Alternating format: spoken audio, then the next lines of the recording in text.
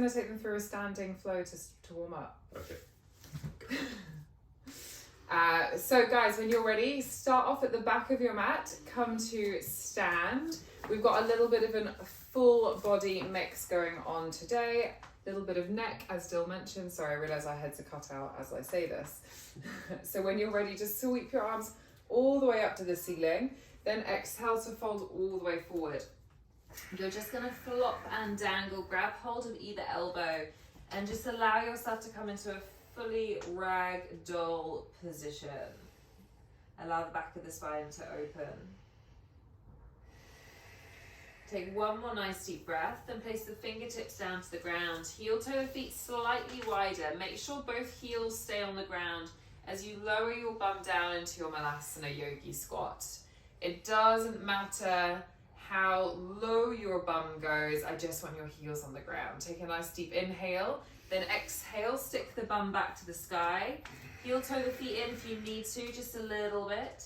Slowly start to roll up one vertebrae at a time. Head is the last thing to lift. Do a nice big exaggerated shoulder shrug.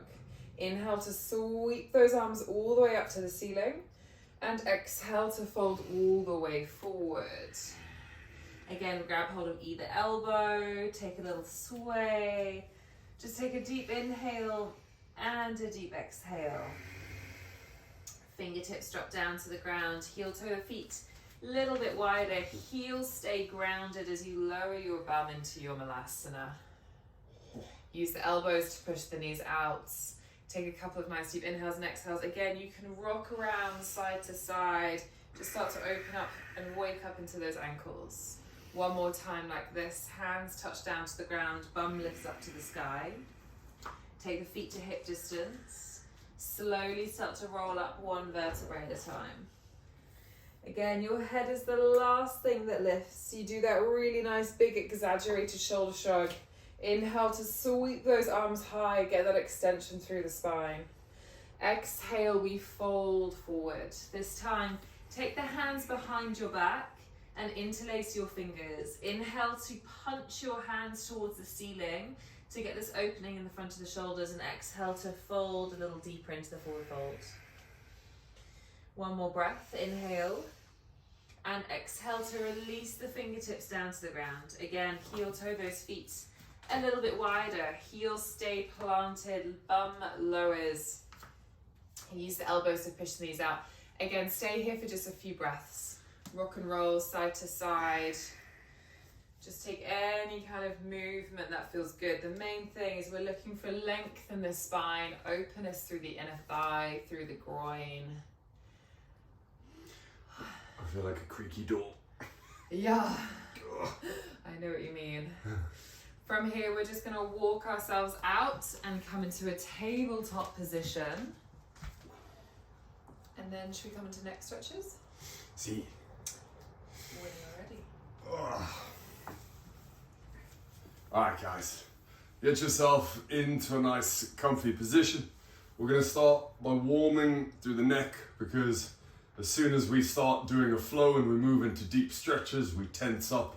So we want to do the exact opposite now. Sitting nice and tall, drop the chin to the chest. You can breathe out through your mouth or your nose, but on the next two exhales, try to pull the chin even tighter to the chest. So you imagine the upper part of your spine is lengthening. Make sure on your inhale, you're still making yourself tall. We're not just flopping. And now I'm going to place my left hand towards the back of my head, just towards the right. And I'm gently pulling my chin towards my my left armpit.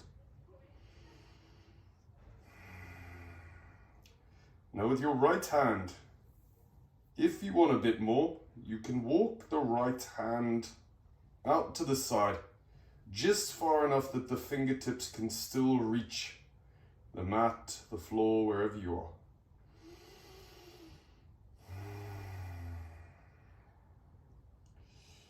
Release the left hand, allow the chin to move back to center, taking the right hand to the back of the head. Start to gently pull your head towards the right armpit.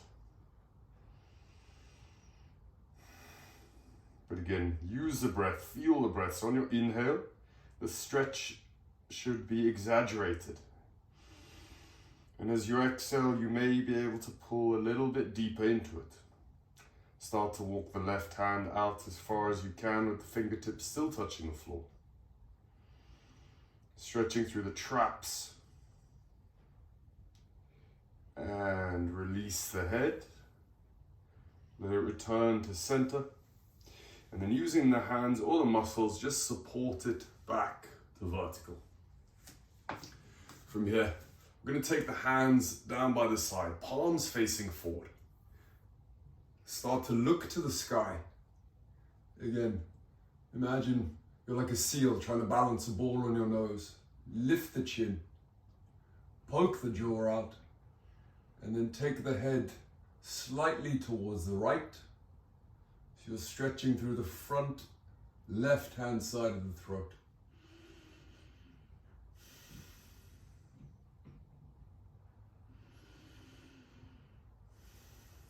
Return the head to center and then look slightly towards the left.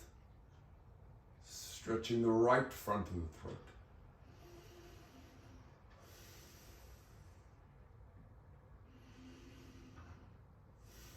And return yourself to a comfortable position. The last few breaths in this position, we're actually going to curl our toes underneath. This may be incredibly intense, so with all 10 toes curled under, you can start with the fingers on the floor. This might be enough. Or bring yourself up. So we've got the bottom of all 10 toes onto the floor. So I like to physically pull my little toes out so they are all kind of spread evenly. And from here, we're stretching the connective tissue on the back of, or the bottom of the feet. So we literally, you can just see, you're trying to curl the toes under. That's it, Willie. Nice. Yeah, so it's quite a painful one, and your toes, I like to put it, they like to make a lot of noise, so it can feel quite painful and almost like your toes are screaming at you, but that's when you know you're in the right place. Such a beautifully graphic description. Your toes are screaming at you. You're doing good. And from here, coming off the toes, take a moment. You can pat the feet out and sit yourself back onto your knees. And then we're going to take our attention, we've just stretched out through the underside of the foot, so we're going to take the attention to the top of the foot. So we're going to stretch out the very top bit. So you're going to have your hands either side of your knees. The very tops of your feet are down onto the ground, so you can see Dill's toes poking out behind his bum. And then you're just going to start to lift your knees up. Try and keep your weight shifting forward and lift the knees, and you'll get a really nice stretch into the front of your ankle, the top of your foot. Yes, so squeeze the thighs together and then lift the knees up, but the feet stay planted down. Yes, that's it. How does that feel? I love screaming faces. Yeah, a lot of screaming toes. And you can just kind of pulse it and rock it. You might not be super high, your knees might be quite low, but it's a really good way to get into all of that kind of muscle fascia on the top of your foot. If you're a runner, if you wear high heels, this is what you need in your life. See. If you've fallen off a skateboard. As Molly has. All right, then we'll slowly come to rest. Okay, so we're going to take the attention up to the back of the leg and into our calf, and we're going to do a kind of like self-massage into the calf, okay? So I'm going to pivot, but your bum is going to be in my face. Pivot. You take your knee into the back of that calf, okay? So you're nice and stable through the body. And then you just start to massage and find any area that feels tight into the calf. Again, runners, people who wear high heels, this is not a nice one. I don't run or wear high heels and this is still horrible. Oh. Cyclists. Yeah, let's blame that. Yogis should definitely be having the best time. Oh, yes. So you're looking to just find pretty much anywhere in the calf will have pressure points. So spend some time moving about. This has the wonderful name of just being called the bone saw, because if you use your shin across the muscle, you can actually run it back and forth as if you're trying to saw through your calf. Saw through that tension. All right, you have 10 more seconds on this side, then we're going to switch to the second side. Just make it stop. So take a final breath and then drop your knee down, and then we're just going to switch straight over to the other side. If this does feel really uncomfortable for you, then know that it's probably something you need to do more of. If it feels quite uncomfortable like this, then another good way to do it is if you have like a tennis ball or a massage ball, or an apple, just anything round, hard, a water bottle would work. And you just kind of like sit the leg onto it and find the same pressure point. Then it just takes any weight off your hands. I can't even concentrate. This is sickening. Oh. You have 15 more seconds. What's wrong with me? I don't know. Are you okay with this? I mean, it's okay, but it's not that bad. This is horrible. Take a final breath and slowly come out of it. From here, we're just going to come to sit on our bums and we're just going to tap our calves onto the ground. So just tap out all of that kind of like horrible tinging sensation that you've had from that.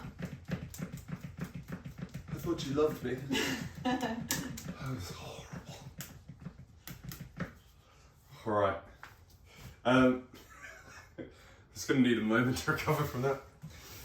We're like the red velvet cupcakes come appearing. We're going to move up.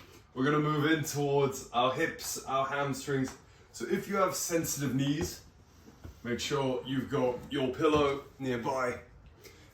And if you've got bricks as well, as much support as you have is excellent. I'm going to place my left knee onto my pillow. Step the right foot up to the outside. We're in a really simple lizard lunge. We're going to be here for 2 minutes. And the main part we are targeting is actually the front of the left hip. So from here, just take a big belly breath. So let your belly fully hang out. Feel how on the breath in, as your belly and your diaphragm expands, you get a stretch through the abs and the right hip flexor, the left hip flexor. So for the next 90 seconds, that's what we're concentrating on. Huge inhales and exhales right down into the belly.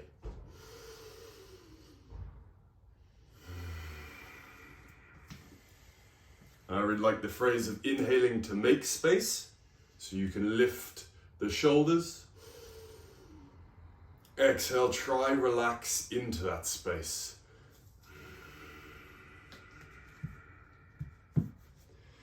And again, our main target is trying to open the front of the left hip. So I'm not sitting back here, I'm trying to push the hip forward. Yes, Andrew, if it's hitting you there, that's exactly where we want it to be. For this, because it is nice and relaxed, we've got about 40 more seconds. You could even start to push the left foot downwards, really gently. So imagine you're pushing your left foot down, and that can create a bit more of a release on the front of the left hip.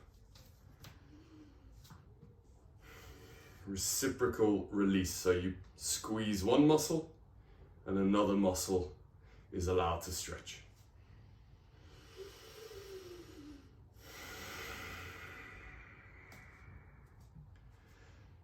Final 5 seconds. So we got space for one last big inhale and exhale. From here, we're gonna pulse between this lunge and our half splits. So again, I'm using my bricks because I'm the dainty one in the relationship.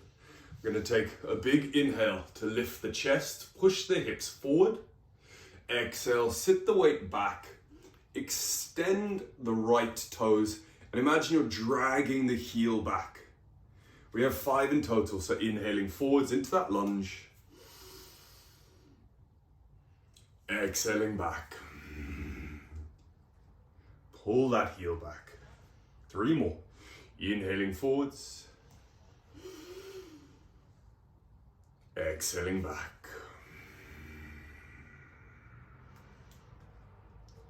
Continue to flow with your own breath. Don't let me rush you.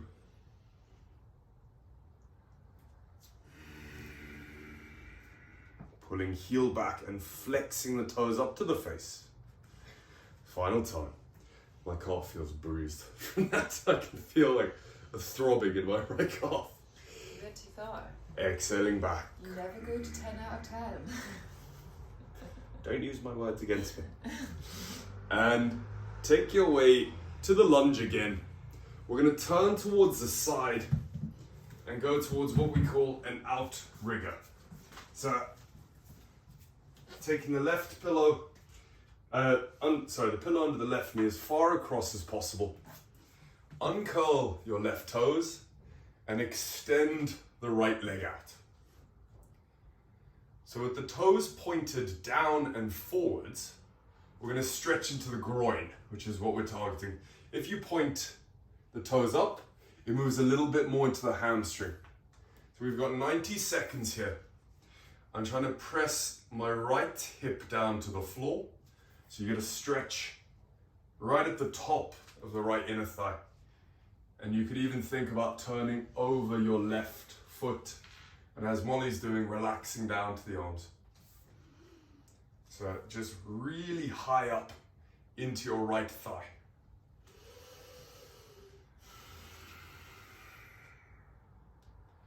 Got about 60 seconds more.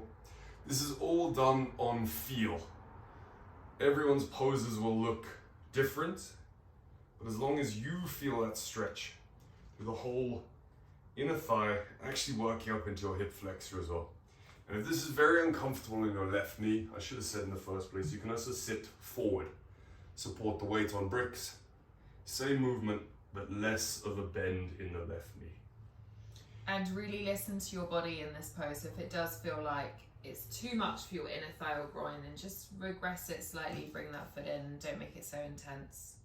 Our body has a great way of telling us if things are getting too much. And to come out, we're gently walking the right foot in.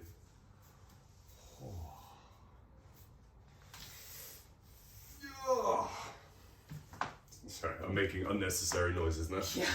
Yeah. I'm really selling it. Take yourself to a comfortable position. And then we're going straight in on the left-hand side. So first, into that lizard lunge. Step left leg forward. Drive the knees down. And we have 2 minutes from here. We'll always talk about balance, and every time you start a new leg or a new arm, just register if one is tighter, if it feels exactly the same. And a few weeks ago I tried to do everything the left side before the right. Confused me more than anyone else, but it's also a case of if you do a lot of yoga, most people will do the right hand side first. So when you're doing your own personal practice, maybe start stretching the left, then the right, just to even things out.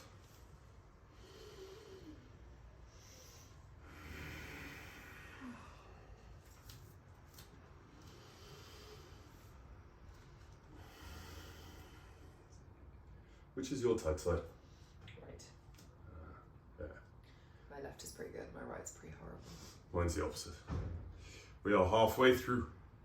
So those big belly breaths. Is your left your dominant? I'm a very confused person. Generally, whatever leg is your dominant leg is the one which is going to be the tightest. So for me, I'm a classic right dominant leg, and my right hip is super, super tight. It's the hip flexor and the quad and the glute. Just keep naming muscles. Hamstring. No, for me it was a small injury that turned into sciatica because I didn't do a lot of movement around it. You protect it, and then a couple of years down the line you just haven't moved it as much, and so I'm paying for that.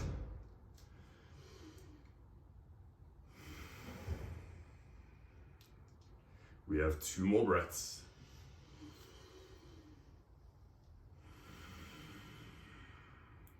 One more breath.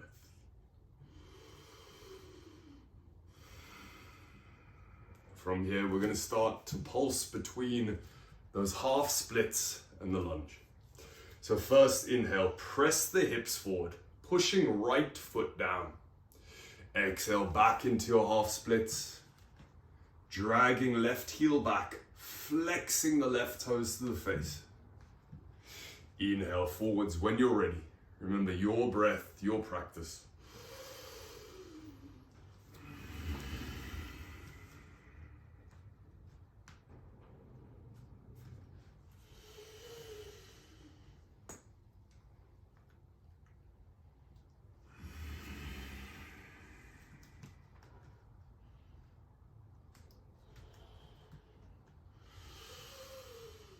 Two more. I was going to say I've lost count. I know there's not many, but I've lost count. The beauty of being a personal trainer for so many years is, I think, I just now instinctively count everything. We get back into our splits, hold for just one moment extra. Bring the sole of the foot down. And we're going to go towards that groin stretch, that outrigger. So, Molly will go one direction, I'll go the other, so you can see from both sides.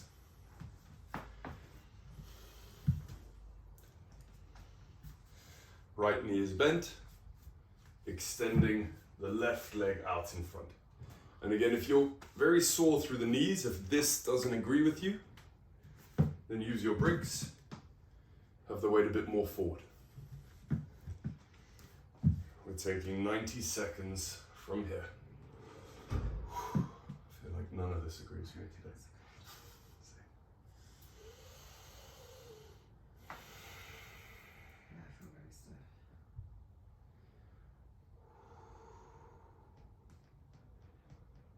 Really nice, guys. Remember, the targeted area is the inside of the left thigh. So right at the top of the groin. We've got a lot of adductor muscles, but there's this very small one called your adductor brevis. It connects just by your hips and your femur. And if it gets stuck and locked on, it stops the whole hip moving, which can cause lower back pain, glute pain, knee pain. And it is actually relatively common. And this is an awesome way to get to it. So think about pulling the belly in and driving the left hip down. We're into our last 20 seconds.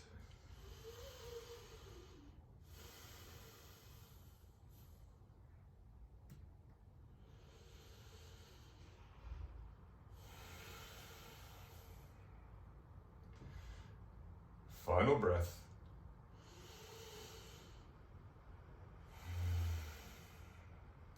Gently walk the left foot back in.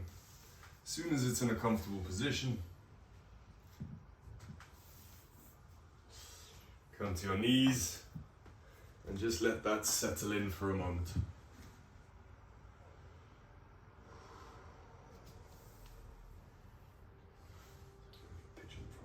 Yeah, I was just thinking that.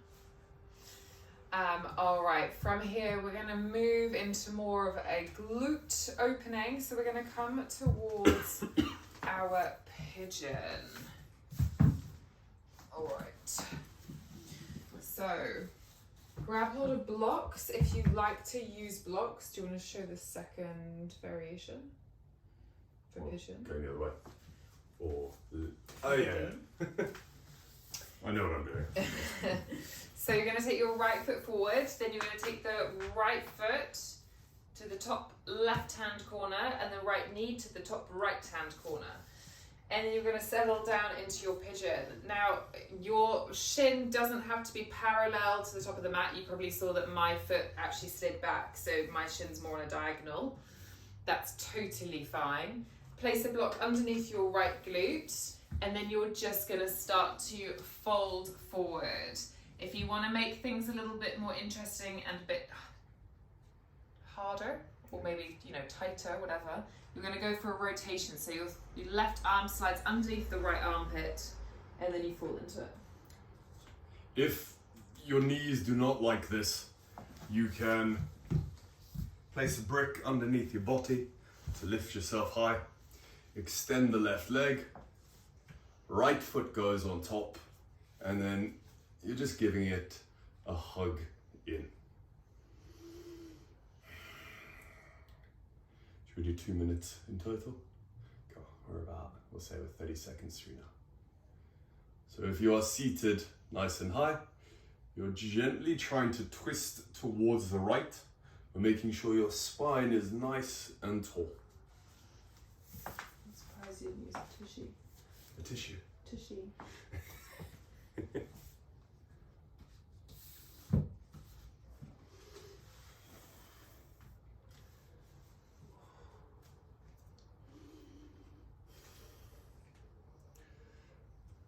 And just while we're here, you see 2 different variations of pigeon. With Molly being reclined, this will be far more intense to her right glute and hamstring.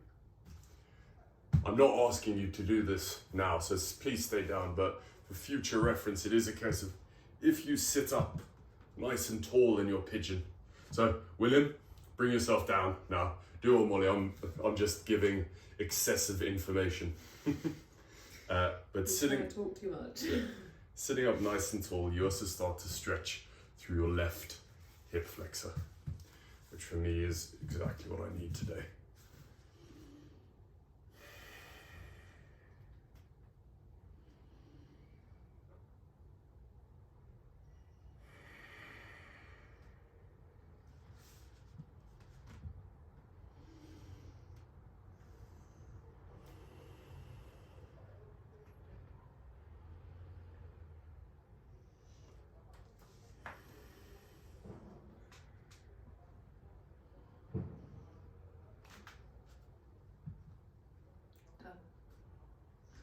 Final breath.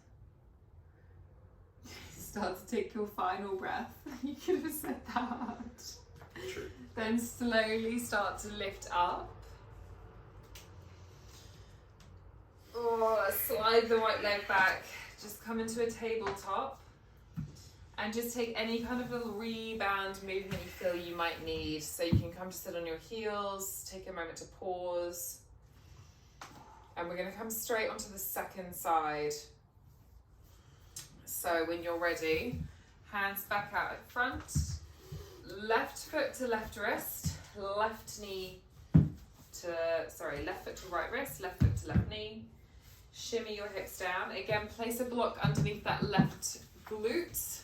If you need it, make sure your hips are kind of square. If you're going for the variation where you're upright, again, you sit your bum onto a block. Which foot did you do last time? Right. So if you've got your bum onto a block, for the second variation, you bend the left knee, you place the left foot over the right knee, hug the knee in tight, and then you start to get a bit of a rotation, you'll get into that left glute. So it just depends on whatever variation you went for last time is where you go this time. And again, just the reason why we put a brick underneath the bum. If I'm very tight and up here, my body wants to fall over.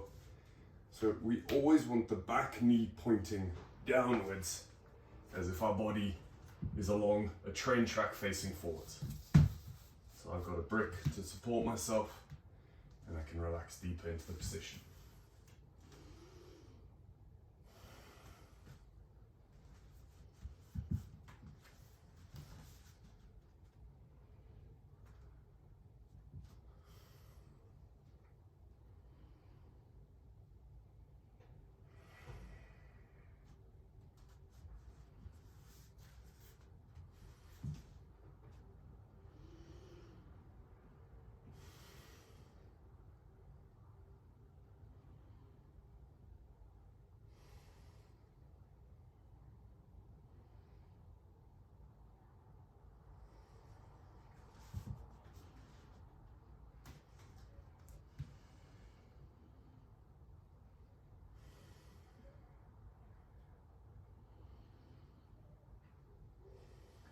How much have we left? One more breath. And now taking your final big inhale. Open the mouth. Bring yourself to that neutral position again. And again, just take a moment in a rebound, and any kind of rebound that's good for you. Maybe give those legs a little bit of a shake and a little bit of a tap. We're going to take it into a deeper groin and inner thigh opening. So you're going to have to flip yourself round to face the length of the mat. Now again, if you have dainty knees like Dill, you may need to place cushions underneath your knees. And we're going to go for a frog pose. So I'm actually going to roll my mat up. As we have wooden floors, I'm going to go for the rolled mat. Oh. Now who's got dainty knees here? Take your knees kind of as wide as you can, but not so wide that it's like super uncomfortable to start with. Your feet are in line with your knees, so you've got this perfect 90-degree angle going on between your foot and your knee and your hips. Then your bum stays directly underneath your, in line with your knees, and then you start to sink your chest down, okay? So you kind of stick your bum up to the sky a little bit. And you can just, we're gonna be here for 2 to 3 minutes. Just start to allow your knees to inch out every so often. So you're gonna start to increase that stretch a little bit more. You're laughing at me. No, you've just gone directly in the middle of everything. You need to move.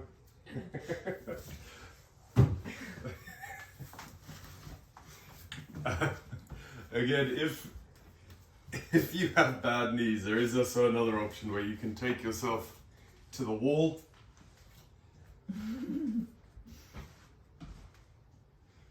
And almost horse squat against the wall.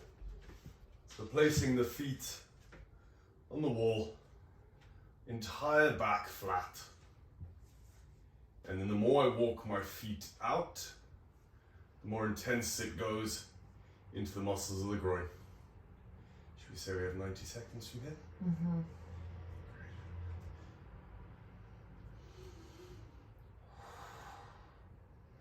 This is the first time I've done this position in a long time, and it's really intense. I haven't done this in so long. It's horrible. This is one of the positions that you should probably do every day, but there's a reason you go months without doing it, because it sucks. And do be careful with your groin and your inner thigh. So again, just listen to your body. Don't go to that 10 out of 10. Go to a manageable kind of 9.6. A 6/7 out of 10 on the pain scale, okay? Which I know is a very un-yogi way to think about it, but I think it's very helpful to put it into kind of a scalable way with your pain.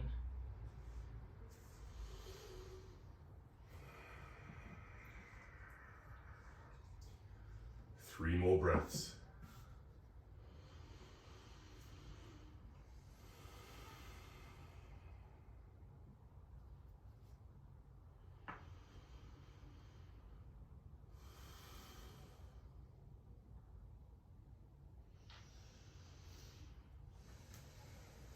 Gently bring yourself out. Molly can describe how to get out of that. So there's two ways to get out of it. One way that's actually quite nice is if you just extend your legs long behind you. So you keep this kind of V shape in the legs, but you just extend them long. And if you have enough space in front of you to come to lie flat, just come to lie flat, and you come into a kind of starfish position. Then you slowly start to inch your legs towards each other. And then you can flip over and you're back onto your front. Oh, that was a lot. We've gotta, it just wouldn't be right if we didn't give the upper body any attention. So we're gonna go for our cow face stretch. Molly will show the real one because she has healthy shoulders. I will show what to do if you are big and broken. Starting with the right hand, I've got a strap. Right hand goes above. Molly, if you do it at the same time. I can then help that shoulder over to stretch the right tricep. I then reach my left hand back, and as Molly interlocks her fingers, I'm just going to roll my shoulders back and continue to walk the hands towards each other. And from here, press your head back into the upper arm.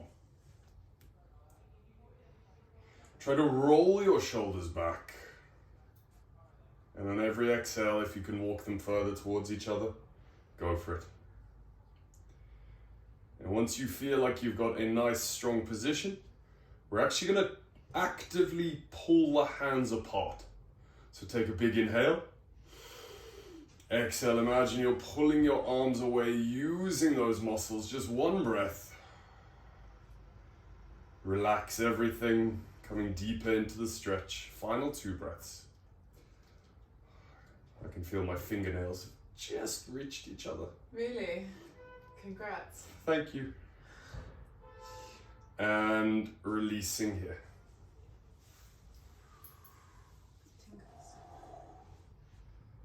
Oh, give a shake. We move straight to the opposite side. So taking strap in the left hand, let it drop back, pulling the elbow across to work into lat and tricep, reaching right arm back and round.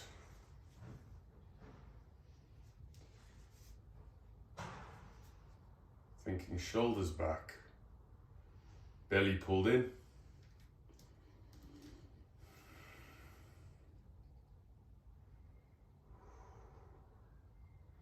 And once you have found a good position, take a big inhale and exhale to try and pull the hands away from each other.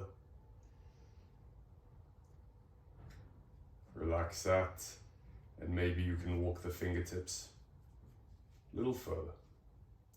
As you can see from Molly's grip, the later progression would then be trying to walk hands towards the wrists, eventually grabbing opposite forearms. I'm okay. Yeah. Last big inhale. Exhale, release that grip.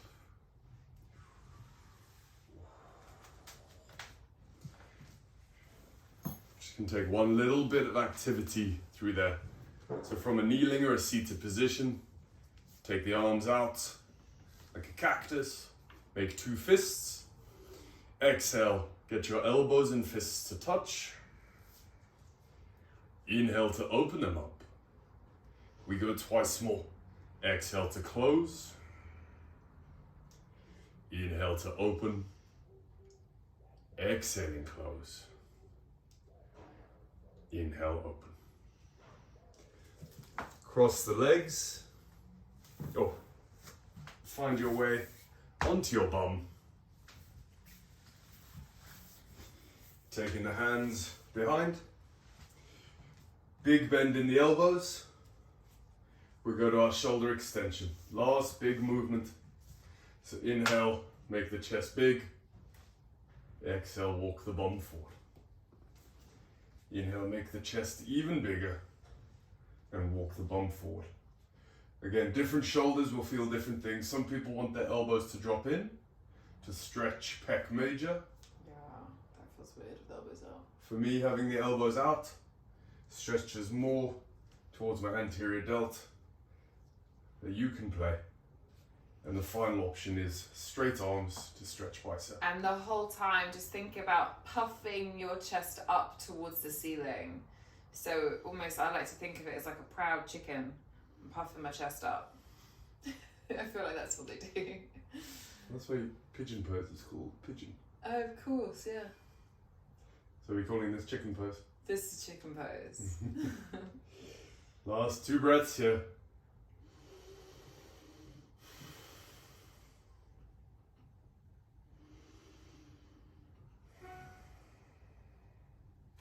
Walking the hands back. Find your weight onto your back.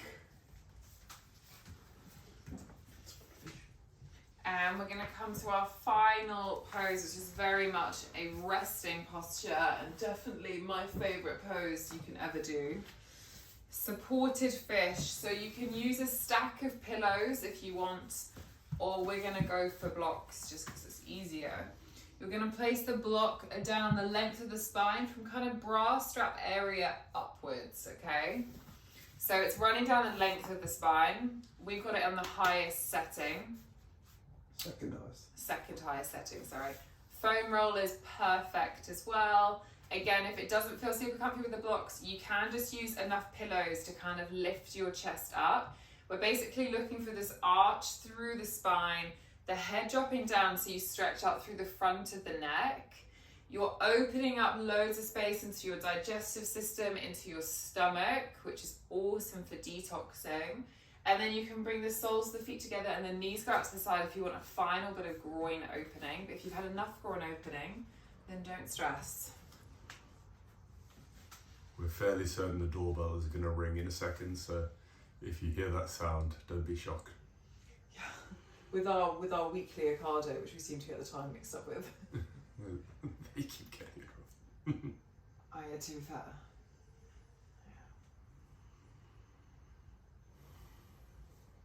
And then you can take your arms out to the side like a big capital T or a cactus, and you'll just get that final bit of opening into your chest, into your biceps. This is a kind of pose that I will actually stay in for about 10 minutes a day quite happily, and it just feels like the best thing in the world.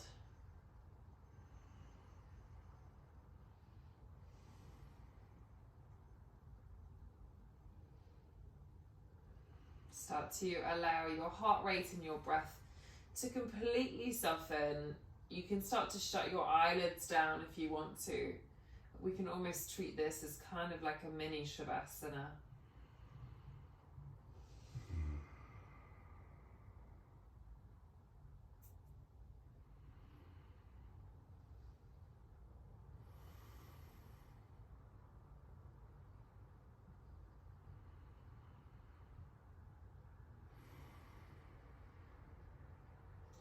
And just take 5 more deep breaths. Again, make them as long and as effortless as you can.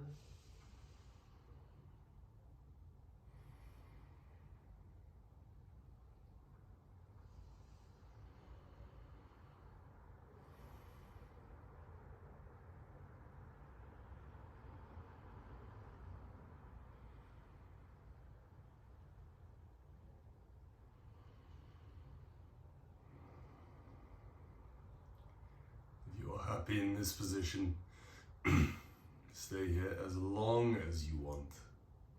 We are going to close. So to help myself out, I'm supporting my knees back in with my hands. I'm going to roll to the left hand side so I don't roll over Molly.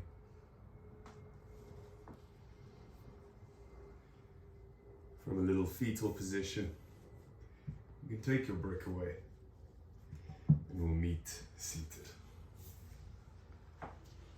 I think Molly's going to hang out here for a little while longer. Guys, as always, thank you so much for joining us. Please raise your hands, take your knuckles to third eye, and namaste. Namaste.